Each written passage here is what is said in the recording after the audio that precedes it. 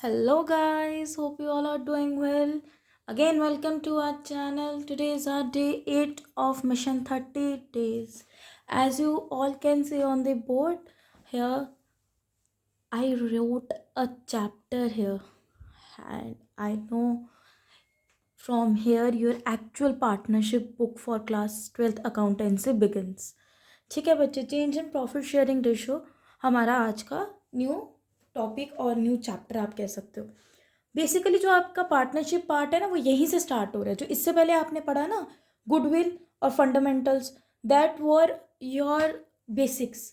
जैसे हम कोई सेंटेंस, कोई पैराग्राफ लिखने से पहले पढ़ते हैं फर्स्ट में, सेकंड में, या अपने किडन गार्डन में ABC, राइट। उसी से हम आगे बढ़ते हैं। वैसे ही पूरी पार्टनरशिप स्टार्ट करने से पहले आपको पढ़ाया जाता है एक फंडामेंटल्स, उसके बारे में, पार्टनरशिप के बारे में, और आफ्टरवर्ड्स आपको पढ़ाया जाता है गुडविल कैसे कैलकुलेट होती है हर मेथड से। अब हमने change in profit sharing ratio पढ़नी है। मैंने ब्रैकेट में लिखा है reconstitution of firm. Can anybody tell me कि what this term indicates? Reconstitution of firm का क्या मतलब होगा आपकी नॉलेज के अकॉर्डिंग?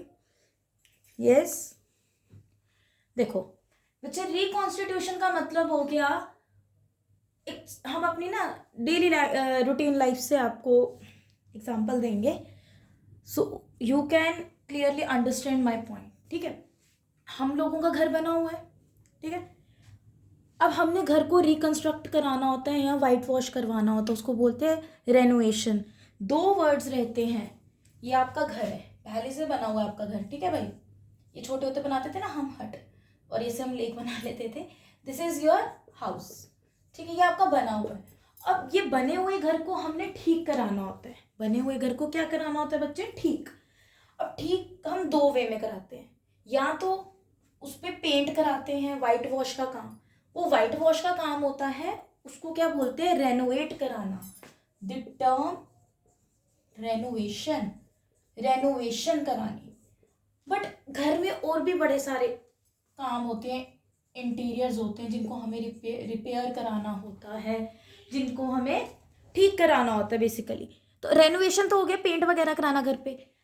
तो घर पे एक और चीज़ होती है जिसको हमें ठीक कराना होता है बेटा। हमारे डोर्स वगैरह होते हैं, विंडोज़ होते हैं घर में, खिड़कियाँ, दरवाजे, लकड़ी का काम जिसको देसी भाषा में बोलते हैं हम, लक्कड़ का काम। तो वो कौन करता है? कारपेंटर, जिसको तरखान बोलते हैं, कारपेंटर करता है।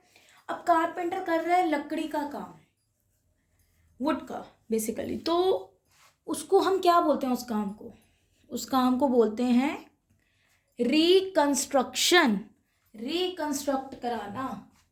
या तो कोई अपनी बिल्डिंग में कुछ इक्विपमेंट्स को रिकंस्ट्रक्ट करवा लेता है थ्रू फर्नीचर या fixtures, any kind of reconstruct. मतलब ये जो वर्ड री है, दोनों में री, और इधर भी री वर्ड है। ये री का क्या मतलब है? ये री बेटा हो गया कि वो चीज़ पहले से है उसको दोबारा करवाना। जैसे आपने बिजनेस स्टडीज में पढ़ा है, मैनेजमेंट चैप्टर में, मैनेजरियल फंक्शंस हमारे पास कौन से होते हैं? 5। Planning, organizing, staffing, directing and controlling. जब अगर हम प्लानिंग में प्लान करते हैं, ऑर्गेनाइजिंग में हम फिजिकल रिसोर्सेज को असेंबल करते हैं, फिर स्टाफिंग में हम ह्यूमन रिसोर्सेज को असेंबल करते हैं, एलोकेट करते हैं, फिर डायरेक्टिंग में पहुंचते पहुंचते हमें गाइड करना होता है, डायरेक्ट करना होता है, एट लास्ट हमें कंट्रोलिंग में चेक करना होता है। We have to evaluate, interpret की whether our plan is now in the path of succeed और नॉट। या हम वो प्लान की तरफ सक्सीड कर रहे हैं या नहीं। इन केस अगर आपको लगता है you find any kind of deviations into that process through acquiring your plan, तो आप क्या करते हो? फिर से री प्लानिंग, री ऑर्गेनाइजिंग, री स्टाफिंग, री डायरेक्टिंग, री कंट्रोलिंग। तभी तो कहा जाता है management is on and on, going on and on process. Management क्या है? गोइंग कंसर्न कॉन्सेप्ट, जो चलता रहता है, चलता रहता है। तो री प्लानिंग लगता है सबके साथ, री वो दोबारा हो रहा है। वैसे ही घर बना, उसको रेनोवेट कराते हैं हम, रेनोवेशन कराई। उसके अंदर अगर लकड़ी का कोई काम है, वुडन वगैरह का, उसको रिकंस्ट्रक्ट कराया। तो बेटा जी वैसे ही फॉर्म पहले से बनी है, उसको रिकॉन्स्टिट्यूट करना होता है। फॉर्म को क्या करना होता है? रिकॉन्स्टिट्यूट। फॉर्म को रिकॉन्स्टिट्यूट करना होता है। मतलब क्या? कई बार कोई पार्टनर नया आ जाता है उसको एडमिट करते हैं, उसको एडमिशन ऑफ अ पार्टनर का केस बोलते हैं। कोई पार्टनर होता है पहले से, उसको बाहर निकाल देते हैं, वो केस हो गया आपका इन एंड एग्जिट वाला। अगर कोई अपनी एक लाइफ एक टाइम दे के जाता है उस फर्म को तो उसको रिटायरमेंट ऑफ पार्टनर बोलते हैं। और किसी कारणवश उस पार्टनर की डेथ हो जाती है तो उस पॉइंट को बोला जाता है death of a partner. But अगर फर्म ही डूब गई, पानी में नहीं, लिक्विड होगी फर्म, लिक्विडेशन होगी, मतलब लॉस में चलेगी फर्म, उस केस को बोला जाता है dissolution of a firm. Dissolution of a firm. अब जो इतने सारे टर्म्स मैंने बोली वो पार्टनरशिप के पार्ट है। पार्टनरशिप में वही चैप्टर्स हैं। सबसे पहले रिकॉन्स्टिट्यूट होती है फर्म। कैसे होती है देखो, सबसे पहले क्या करना है हमने, प्रॉफिट शेयरिंग रेशो चेंज कर लेनी होती है। Change in PSR। PSR किसकी एब्रीविएशन है, प्रॉफिट शेयरिंग रेशो की है PSR।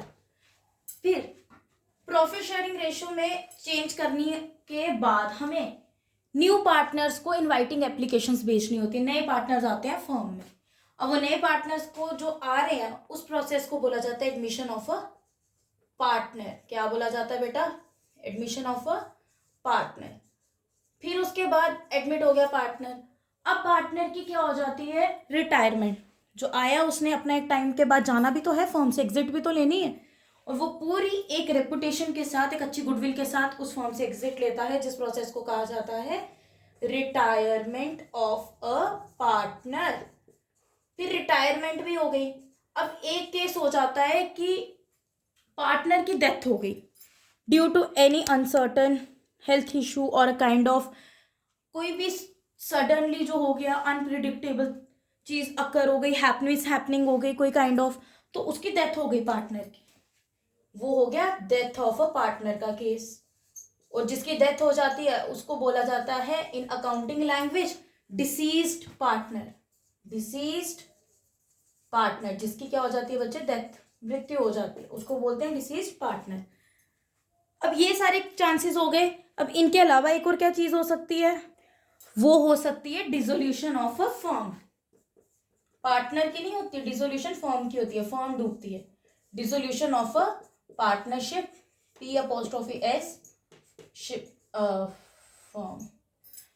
फर्म ही डिसॉल्व हो गई आपकी। फर्म क्या हो गई बेटा जी, डिसॉल्व हो गई, खत्म होगी फर्म। अब ये सारा प्रोसेस है। इसके बाद एक चीज और आती है, वो होती है बेटा जी डिसोल्यूशन के बाद amalgamation. Amalgamation of partnership firm. ये क्या क्या मैंने मैडम ने बोल डाला, कौन सी बला का नाम बोल डाला भाई, अमेलगमेशन ये केड़ी चीज है, ये तो कभी सुनी नहीं जिंदगी में हम लोगों ने।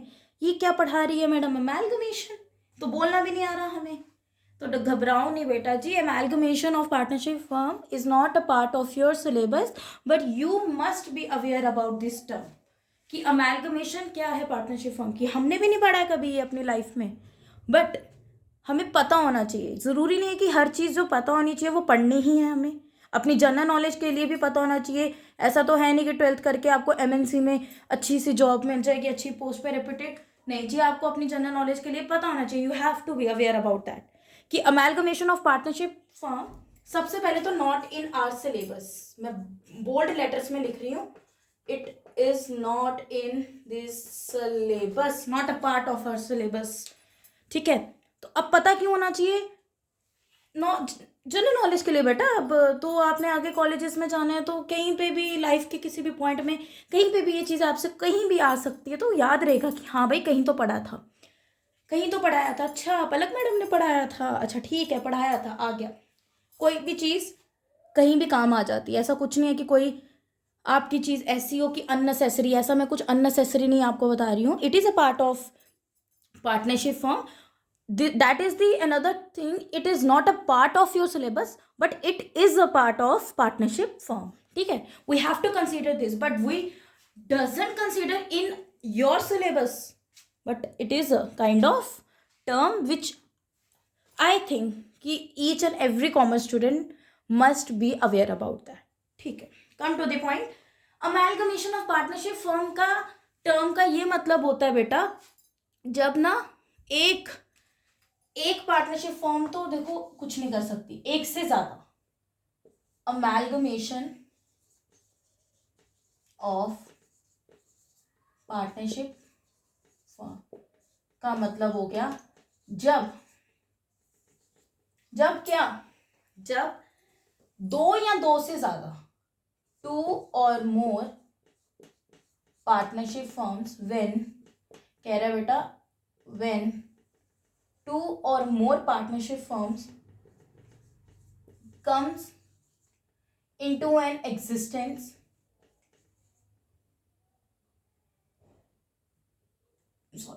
comes together into an existence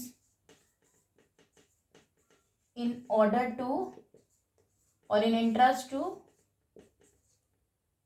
create new partnership firm in competitive market or in business world। ठीक है, कह रहा है बेटा कि अमेलगमेशन ऑफ पार्टनरशिप फर्म का मतलब हुआ कि जब दो या दो से ज्यादा partnership firms, not partners, I am not talking about partners, I am talking about partnership firm.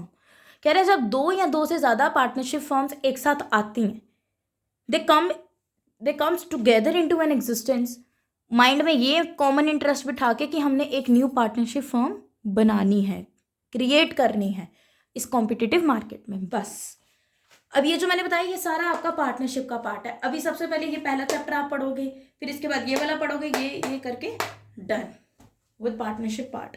और ये आपका ज़्यादा वेटेज कवर करने वाली है पार्टनरशिप वाला part, mind it, mind my words. ठीक है, देखो बेटा जी, अब कहता है कि change in profit sharing ratio में हमारे पास है दो टाइप की रेशियोज, और पूरी पार्टनरशिप में अब आपने याद रखनी है, sacrificing ratio and another one is gaining ratio. Sacrificing ratio itself says की वर्ड सैक्रिफाइस, जो पार्टनर सैक्रिफाइस कर रहा है वो उसकी निकलती है sacrificing ratio through old ratio minus new ratio. And how we determine और calculate gaining ratio, the formula is in the screen, new ratio minus old ratio. अब खाली यही फॉर्मूलाज नहीं रहते बेटा, आपको याद रखना है सैक्रिफाइसिंग रेशियो किस में आती है। देखो सैक्रिफाइसिंग रेशियो आती है हमारे दो कह रही हूँ एक ही जगह, वो आती है एडमिशन ऑफ अ पार्टनर के केस में। जब न्यू पार्टनर एडमिट होता है ना फर्म में, सपोज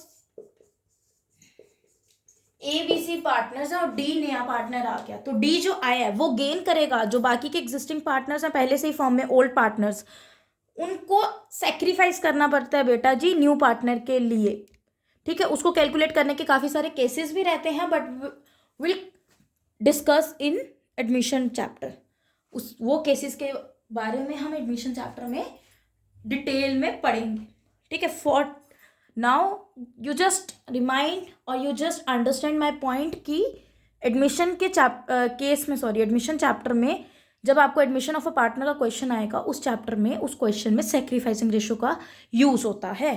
ठीक है, और गेनिंग रेशियो का इस्तेमाल कहाँ पे यूज होता है? गेनिंग रेशियो बेटा हमारा यूज होता है रिटायरमेंट में एंड डेथ में। रिटायरमेंट और डेथ ऑफ पार्टनर, दोनों ही केसेस में आपने एक चीज देखी है, रिटायरमेंट और डेथ में एक चीज कॉमन है, पार्टनर ही जा रहा है फर्म से। बस the difference between these two terms is कि रिटायरमेंट में पार्टनर रिटायर हो रहा है, डेथ में तो ही विल डाई। ठीक है, अब हम ना इसमें निकालना सीखेंगे सैक्रिफाइसिंग निकलती कैसे, ओल्ड माइनस न्यू सीखना क्या इसमें। Suppose we took example for sacrificing ratio, A and B both are partners, not A and B नहीं लेंगे, थोड़ा सा चेंजिंग ले आते हैं। अब हम A B की जगह हम लेंगे चेंजेस अब Ajay and Vikram are partners in a firm with 2:1 ratio they decided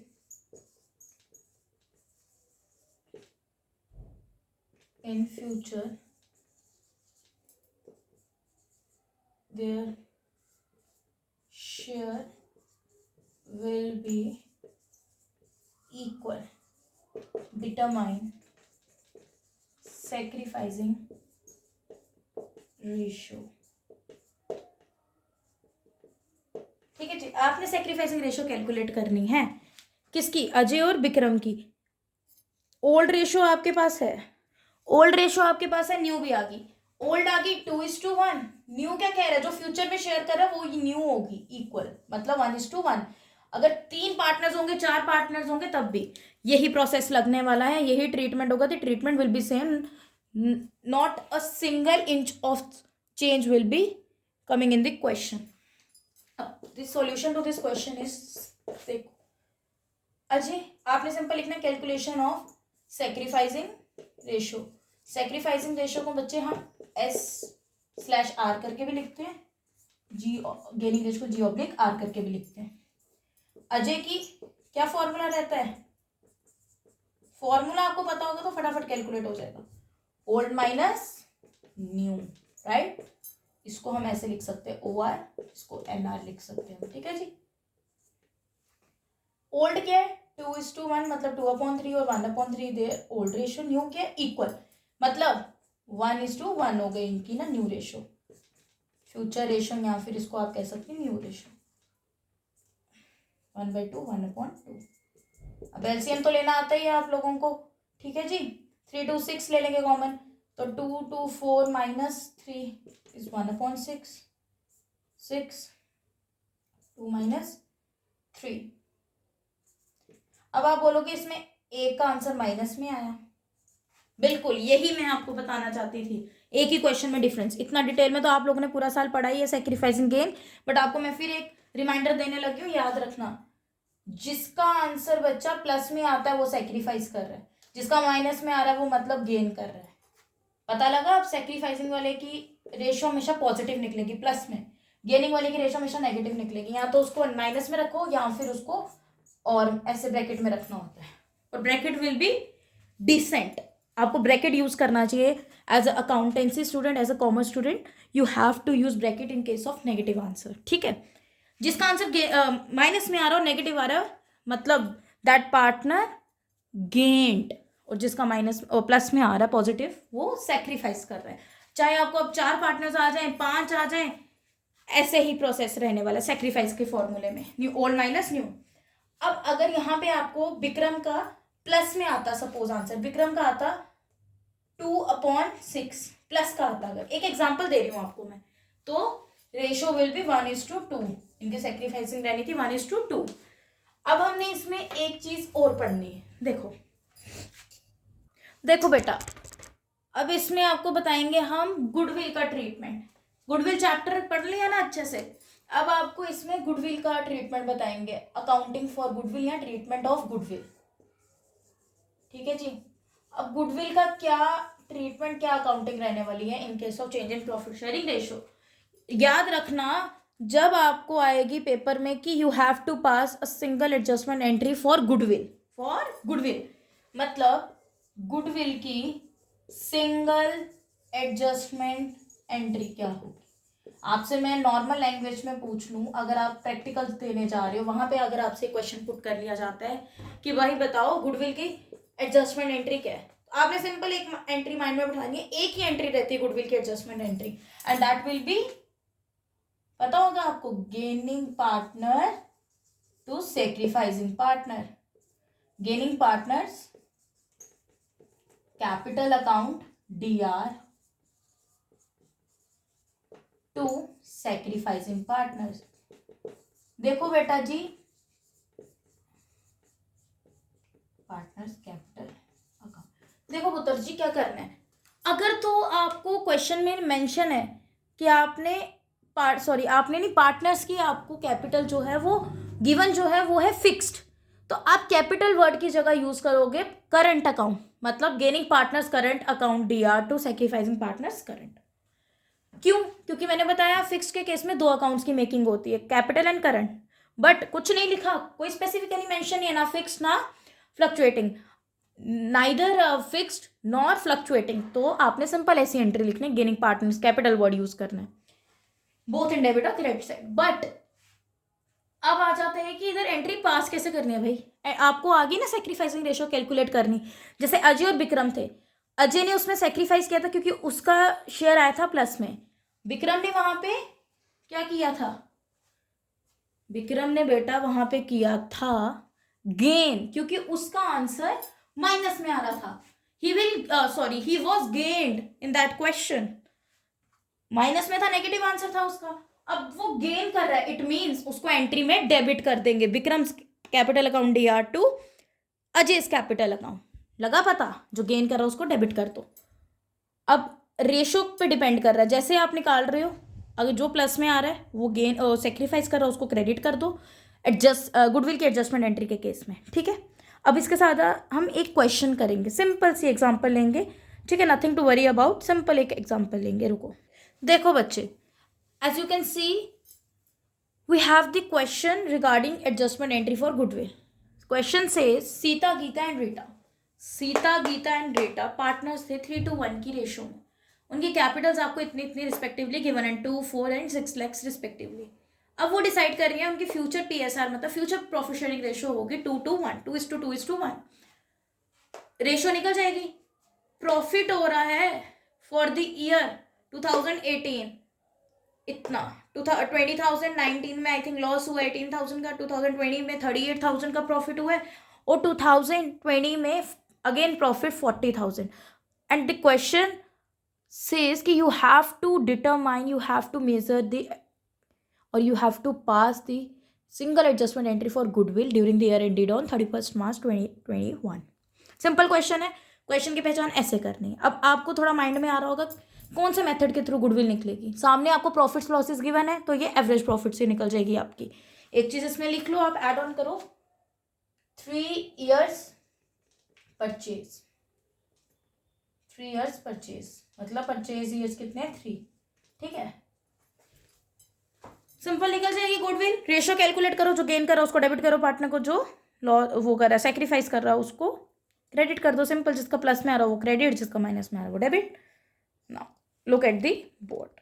देखो बेटा जी, हमने अभी कैलकुलेट कर ली इनकी sacrificing ratio, old minus new करके, the ratio we determine Sita sacrifices, Gita gain and Rita also gain. देखो आप, जब कोई सेक्रीफाइस और कोई गेन करता है तब हम इनको ऐसे नहीं लिख सकते 3:2:1। जब गेन कर रहा है तो फिर इनको हम अलग रहने देते हैं, सेपरेट ही रहने दो, ठीक है। अगर तीनों सेक्रीफाइस कर रहे हैं तब हम लिख सकते हैं 3:1, तीनों का अगर सेक्रीफाइस होता प्लस में आता। एनीवेज, अब हम गुडविल कैलकुलेट कर रहे हैं। सम ऑफ प्रॉफिट लिए हमने, जिस साल लॉस हुआ था उसको माइनस कर लेंगे, बाकी सबको प्लस करेंगे जिस ईयर में प्रॉफिट हुआ। और अब हमारे पास सम ऑफ प्रॉफिट निकला है बेटा जी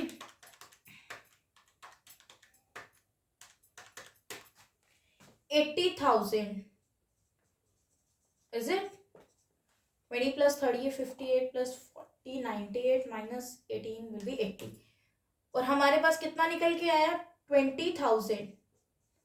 एवरेज प्रॉफिट कितना आया बेटा, ये गुडविल नहीं निकली अभी, एवरेज प्रॉफिट निकला है। कितना निकला एवरेज प्रॉफिट हमारे पास बेटा जी 20,000।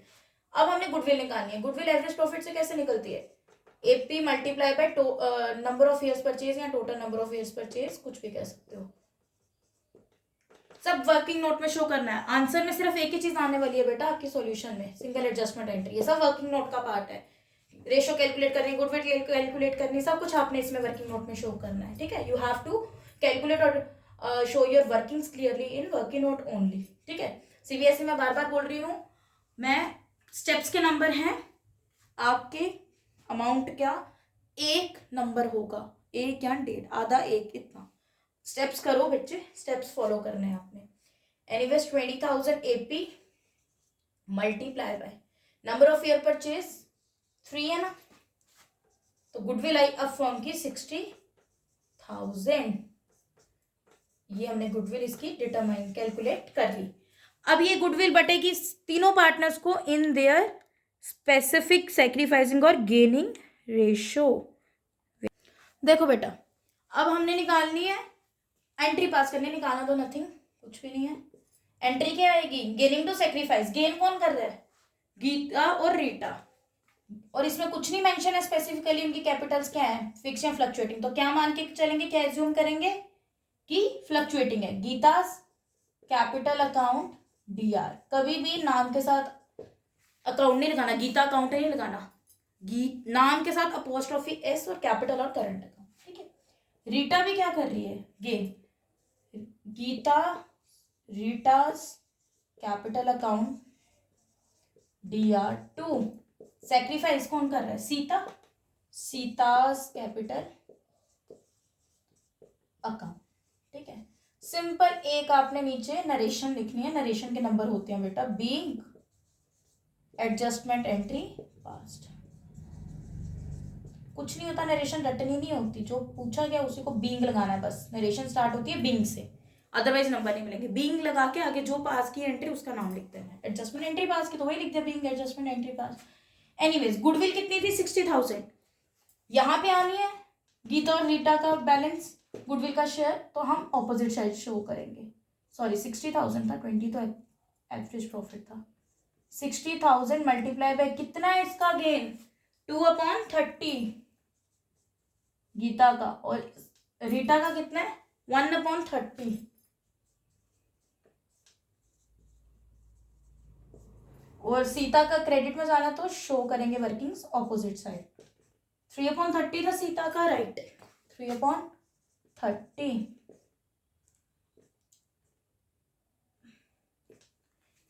इसका आ गया बेटा हमारे पास 6,000, सॉरी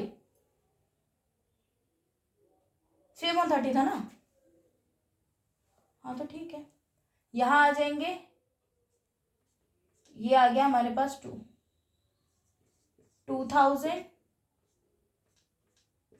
2 4,000, हाँ ठीक तो है, पता नहीं क्या प्रॉब्लम, हाँ इक्वल आ गई दोनों साइड्स आपकी, 4 2 और 6, इसके साथ हमारी एडजस्टमेंट ऑफ गुडविल का टॉपिक भी कवर हो गया बच्चा जी। इसके बाद आता है हमारे पास treatment of accumulated profit losses और रिजर्व्स, ठीक है, ये वाला टॉपिक हम आज ही कवर कर लेते हैं, रुको बेटा जी, देखो treatment for reserves accumulated profits and losses हम कल कर लेंगे, ठीक है।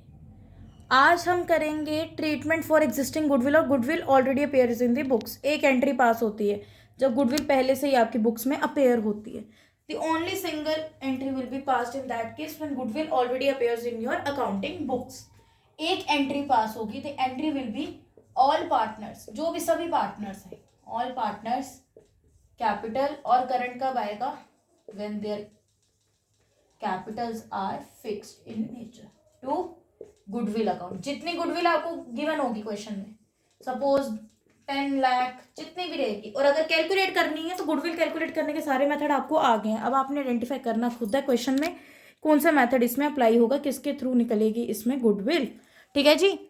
और इसमें एक ही एंट्री आपने ये पास करनी है, ऑल पार्टनर्स कैपिटल अकाउंट या फिर current account when capitals are fixed to goodwill, जितनी गुडविल है उनको किस रेशियो में बांटना है, बीइंग, उनकी ओल्ड रेशियो में बांटना है, किस रेशियो में बेटा, ओल्ड रेशियो में, और narration will be being existing goodwill write off या रिटर्न ऑफ, हमने इसको खत्म करना होता है, return of in old ratio, जो भी ओल्ड रेशियो पहले से गिवन रहेगी क्वेश्चन में, एंड हेयर योर क्वेश्चन क्या बोलते हैं, today's topic ends. I don't think so कि मुझे अब आपको बताना पड़ेगा, यहाँ हम पिछले क्वेश्चन के एग्जाम्पल ले लें, रीटा, सॉरी गीता सीता रीटा थी, सीता गीता एंड रीटा पार्टनर्स किस में थे, 3:2:1, राइट, ये इनके ओल्ड रेशियो गिवन है, गुडविल कितनी निकाली थी हमने, 60,000, सिंपल ऐसे क्वेश्चन गिवन और उधर लिखे गुडविल एग्जिस्ट कर रही है पहले से फॉर्म में, एग्जिस्टिंग गुडविल ऐसे गिवन होगी या फिर आपको उसका डाटा गिवन होगा, कैलकुलेट करके निकालनी है। अच्छा तो ये थी गुडविल एग्जिस्टिंग पहले से अपेयर बुक में, ठीक है, जो ऑलरेडी अपेयर्स है बुक में या एग्जिस्टिंग है, ठीक है, कुछ नहीं करना आपने इस केस में, सिर्फ एक एंट्री पास करनी है, द एंट्री विल बी क्या रहने वाली है, ऑल पार्टनर्स कौन है? सीतास, गीतास and the another one is Rita's Capital account dr 2 goodwill account. कितनी गुडविल है? 60,000. किस रेशो में बटेगी? ओल्ड रेशो में. 60,000 मल्टीप्लाई बाय 3/6, 2/6 and 1/6. 10 30 सॉरी